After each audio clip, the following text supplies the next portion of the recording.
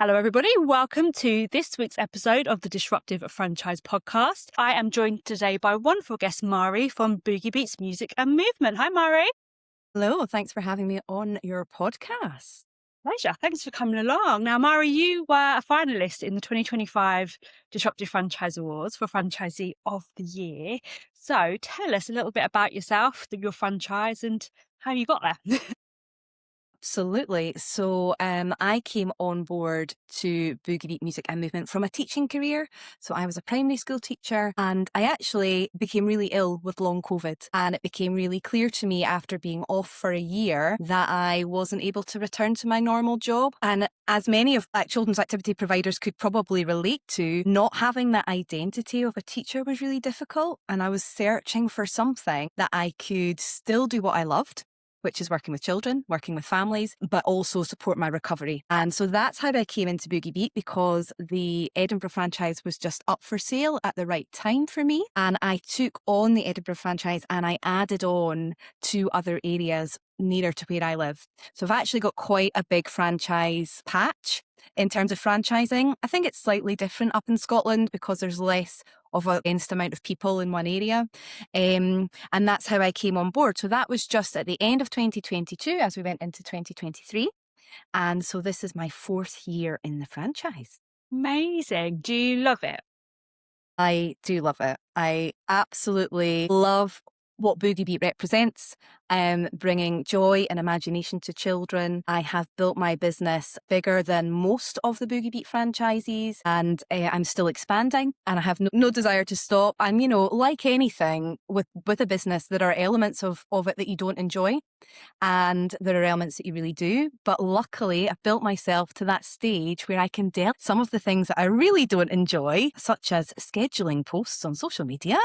I like writing them, and I know the value, but actually doing it's not my thing. I would much rather be in nurseries or care homes for extra time, knowing that someone else is doing that job for me. So that was my huge target for 2026, to get that revenue in so I could make that decision. And I'm so excited. I've made it.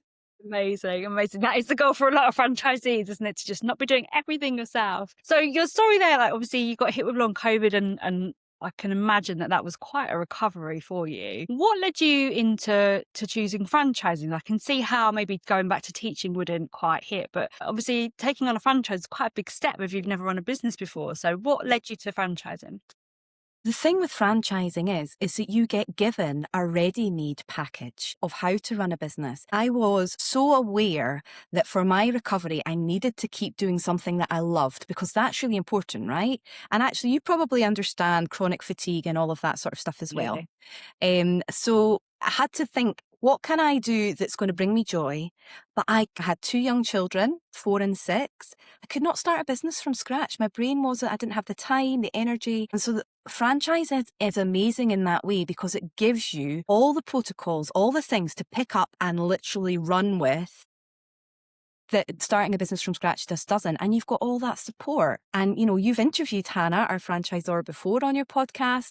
And, she's phenomenal. The support that she gives is just amazing. So it gives you enough scope to build the business that works for you with the support that you need to do it successfully.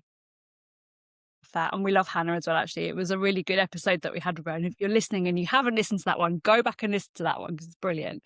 I'd love to ask you, so like Hannah, I was a franchisee myself, and I'd love to ask you, what's it like having a franchisor who has been a franchisee? Because I think that kind of offers a very different perspective in franchising, and one that I found very useful over these. But what's it actually like to have the franchisor that was the franchisee?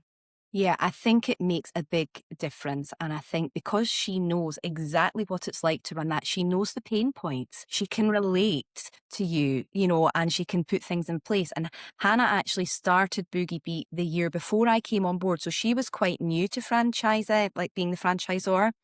And I came in with, obviously I'm in Scotland, so it's an English franchise. So with some Scottish themed things that I wanted to implement, the curriculum up here is different. And she was so open because she knew that if I didn't relate to my demographic of who I was going to, then I was losing something, because she'd been in her own area and she can see all areas are different. So I think that's made a huge difference. And also she is so motivated to make Boogie Beat better.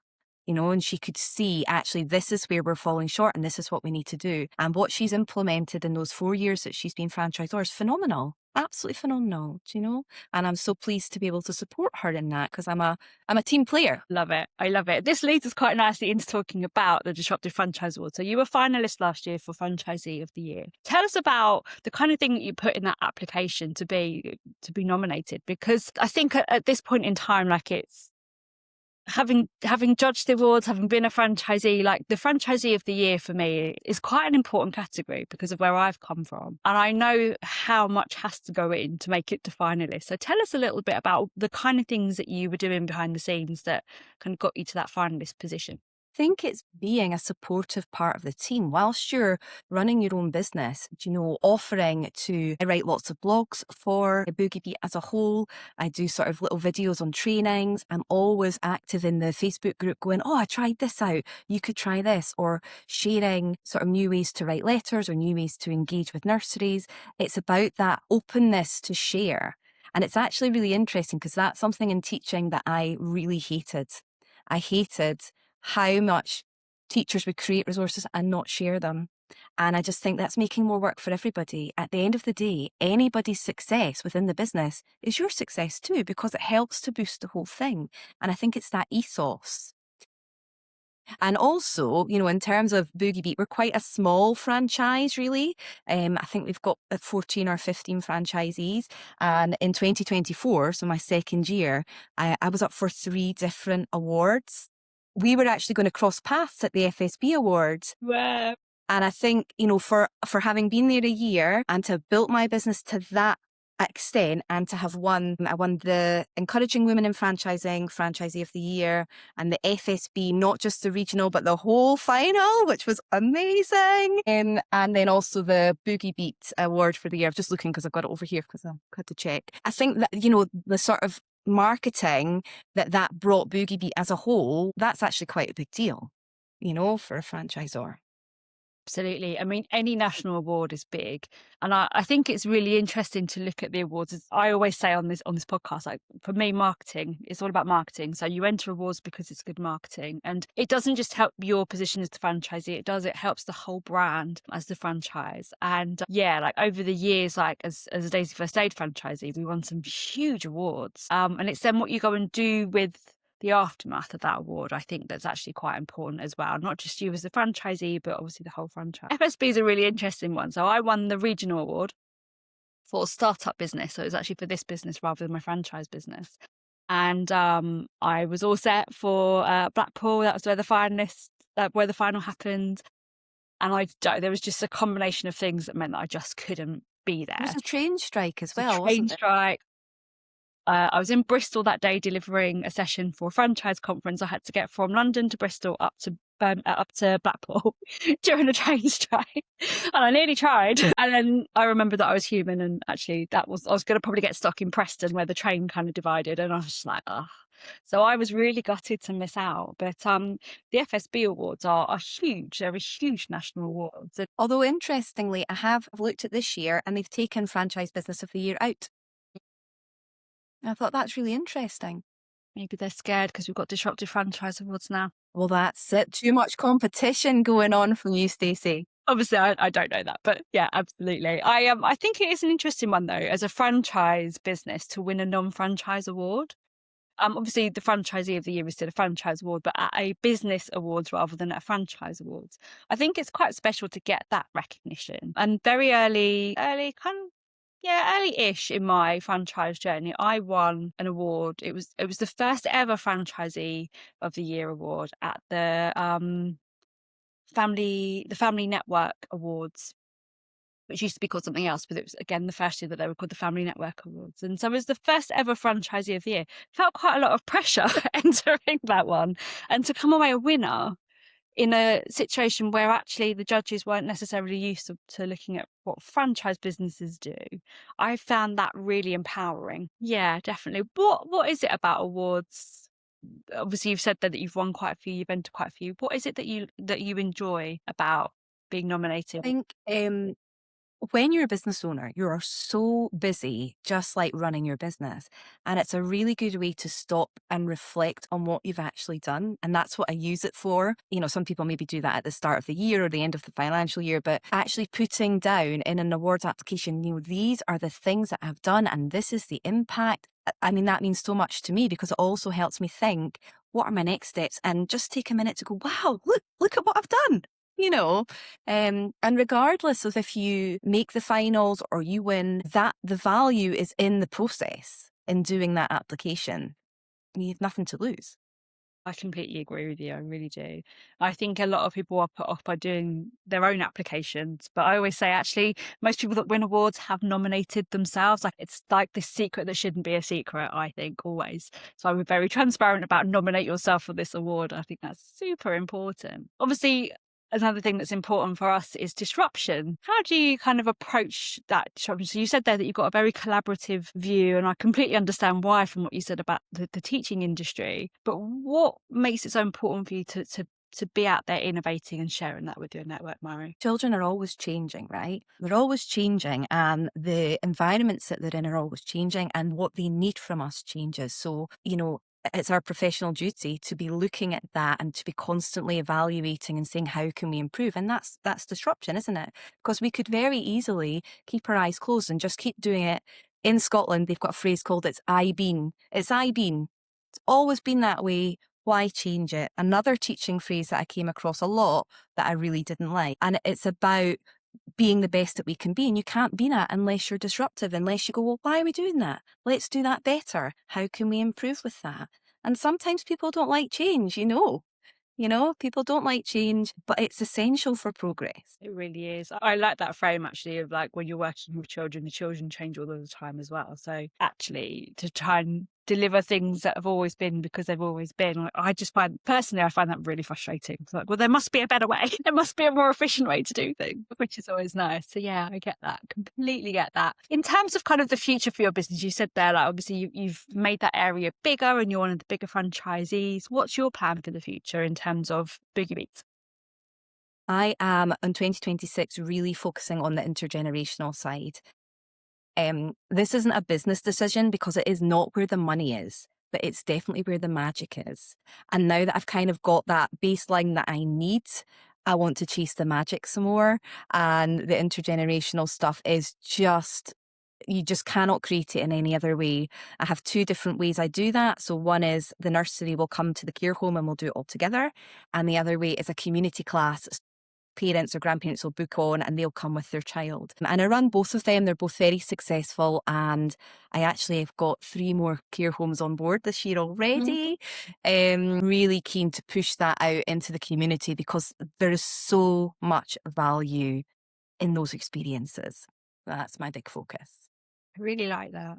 I can see a real industry shift towards kind of what would have once typically just sat within like early years, actually moving to intergenerational. And I don't know a huge amount about it, but what I love is that the refocus of the impact, because you can impact the little ones and you can impact that elderly generation and bring that magic together in what must be such a rewarding way. Yeah. Why does it create absolutely. magic for you? What is it about that kind of lights you up? It's seeing the residents' eyes light up, and it's hearing, I've got a couple of really good examples, of going just before Christmas, went into a care home and I took lots of fake snowballs. And as part of the story, we had a snowball fight. And one of the ladies, she stood up and she was going for it with these snowballs. And the carer says she'll refuse to stand up in any other activity. I have never seen her stand up unaided. And she could go for it, proper go for it. And last week I was in a new care home and obviously I didn't know the residents. And one of the staff said to me at the end, she said, "Oh, Jim has never stayed for the entire activity ever." And at the end of it, he said to me, "Thanks very much for coming. I really enjoyed that." And it's little moments like that just, fill your heart and you've made a difference to their day. And the value for the children and all that social learning that they're doing and the value for the residents, it's just, you can't create it in any other way. You have got to have those 2 separate groups of people coming together to make that magic. Love that. I'm like grinning from ear to ear. For those of you listening on audio, I'm just grinning because that is magic, isn't it? Like absolutely.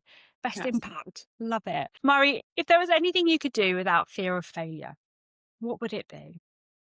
I would definitely expand my team more. If I could just expand my team so I know that we could get out to more bits in the community, more intergenerational, more nurseries, more care homes, more community classes, that's what I would do because I know the value of what we do.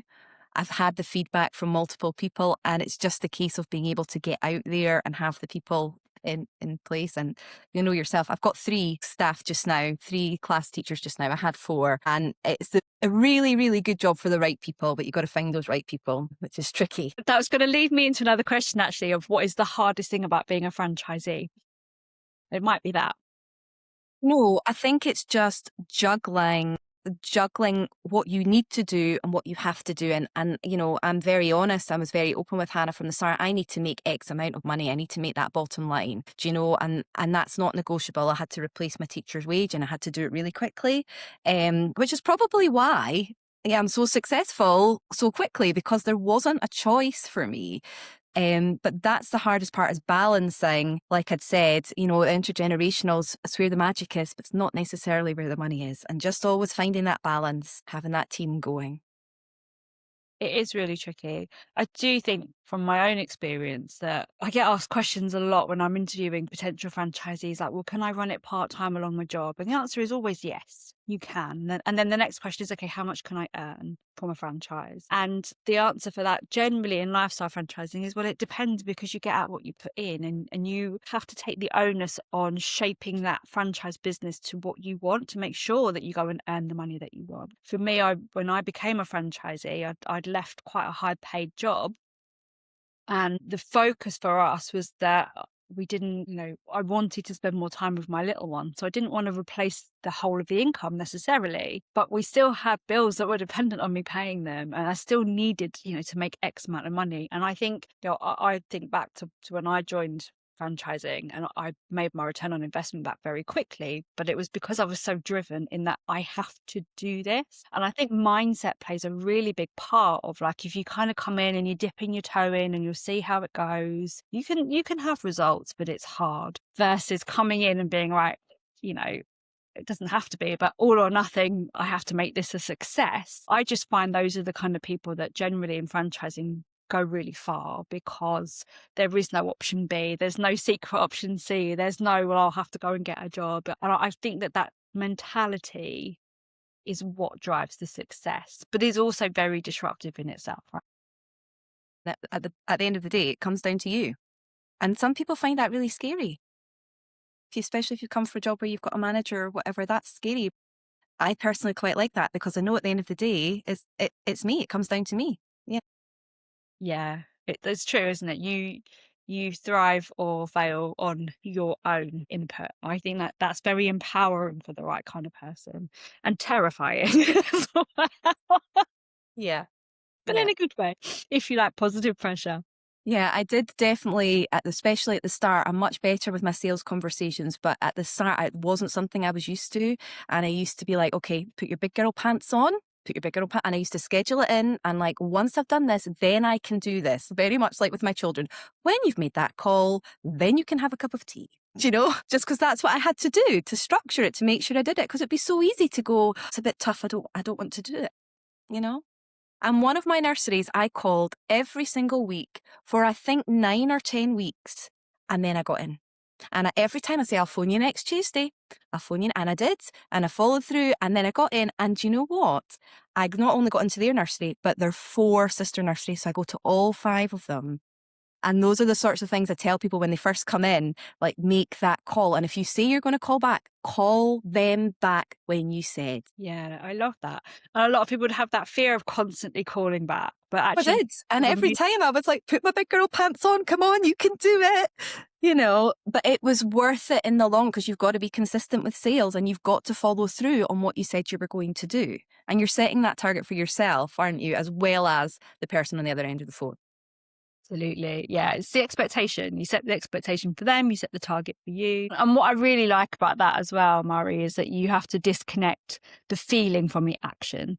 I think we all get so caught up in it doesn't feel nice or I don't feel like it. If you take that out and you just do it, you'll get the results. And I think a lot of people are afraid of that as well. But that is the key to success, particularly as a franchisee. If you wake up and you don't feel like it, you've got to do it anyway. That's how you get past that hurdle, because you may never feel like it. And then what? So let's face it, we probably won't ever feel like making that sales call because it's not a natural thing to want to do for most people. And it's the same with applying for an award, right? It's a big step. You have to set yourself that expectation to do that, because otherwise there'll always be something else that's more pressing, unless it's an hour before the deadline. How many entries do you get like within that last 2-hour window? Do you know what? It's really interesting. I don't know, obviously, what we're entries are open at the moment as we record this. So I don't know what's happened this 2026 yet. But for 2025, we were open for, I think, 10 weeks. And the majority of entries came in the last 2 weeks. And I don't know what percentage came in the last 2 hours, but it was high. But it was high, yeah.